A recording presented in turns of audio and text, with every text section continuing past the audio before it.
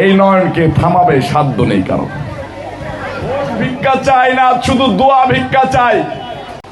অন্যায়ের বিরুদ্ধে প্রতিবাদ করা রবিউল ইসলাম নয়নের পেশা নয়, নেশা নয়, আদর্শ ইনশাআল্লাহ।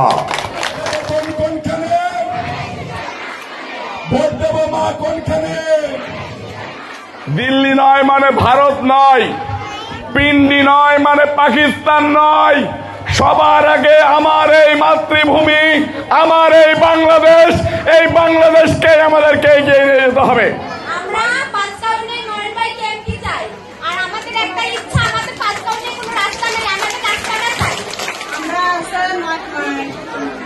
নয়ন ভাইকে আমরা এমপি বানাতে চাই।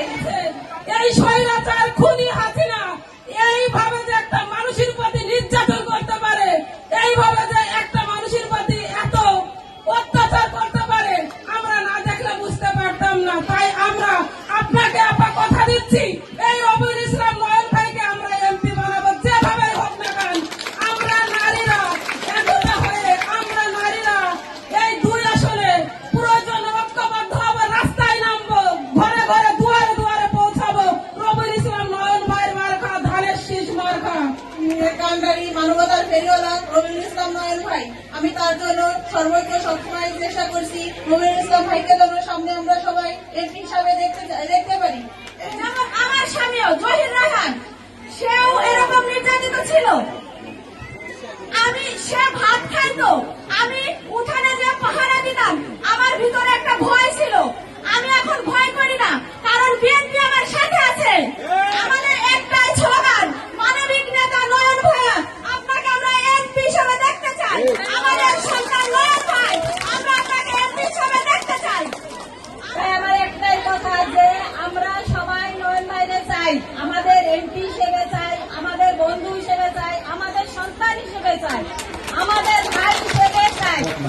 আল্লাহর কাছে দোয়া করি, আল্লাহ যেন আপনাদের দিলের সাথে আমার দিলের সম্পর্ক করে দেয়, আল্লাহ যেন আপনার আমার সাথে আল্লাহর দিলের সম্পর্ক করে দেয় ইনশাআল্লাহ। এই নারীদেরকে আনার জন্য তারেক রহমান সাহেবকে সুযোগ দিতে হবে না? তারেক রহমানকে সুযোগ দিতে হবে। তারেক রহমানকে আপনারা কিভাবে সুযোগ দিবেন? কিভাবে সুযোগ দিবেন? আমার মা বোনদের গলায় কি এতটুকু জোর? কিসে ভোট দিবেন? কিসে ভোট দিবেন? ধানের শীষে ভোট দিবেন। আপনাদের সন্তানের পায়ের নখ তুলে ফেলা হয়েছে। এই যে হাত দেখতেছেন, এই হাতের নখ তুলে ফেলা হয়েছে। এই যে মাথা দেখতেছেন, এই মাথায় কারেন্টের শর্ট দেওয়া হয়েছে। এই সন্তানকে গুলি করে মৃত ভেবে ফেলে রেখেছে, পোস্টমর্টেম করার জন্য ঢাকা মেডিকেলে পাঠিয়েছে। বিগত দিন যাদেরকে আপনারা ভোট দিয়েছেন, ভোটের দিন বাদে আপনাদের কাছে আর কখনো এসেছে? আপনারা আমি মনোনয়ন পাবো কিনা আমি জানি না, আমাকে তারেক রহমান সাহেব মনোনয়ন দেবে কিনা আমি জানি না। আপনারা চাইলেই তারেক রহমান সাহেব আমাকে মনোনয়ন দেবে, না চাইলে দিবে না। আমার মা আমাকে যেভাবে বলেছে চোখের পানি ঝরিয়ে যে আমার সন্তান, আমার কলিজার টুকরা নয়নকে আমি এমপি হিসেবে দেখতে চাই, এই দোয়া আল্লাহর জমিন থেকে আসমান পর্যন্ত কেঁপে উঠেছে ইনশাআল্লাহ। এই নয়নকে থামাবে সাধ্য নেই কারণ। ভিক্ষা চাই না, শুধু দোয়া ভিক্ষা চাই। এরকম কি আর কখনো কোন সংসদ সদস্য আপনাদের কাছে এসেছে? এসেছে? মাকে ছেড়ে সন্তান যায়? জীবনেও যাব না। এমপি বানানোর দরকার নেই। এই সমস্ত পৃথিবীর মা বোন, সমস্ত পৃথিবীর ভাইরা, বাবারা, চাচারা মিলেও যদি নয়নের পক্ষে থাকে, আল্লাহ না চাইলে এমপি হওয়া সম্ভব না। আর আল্লাহ যদি চাই, এই পৃথিবীর কোন শক্তি নেই রবিউল ইসলাম নয়নকে ঠেকায় রাখে।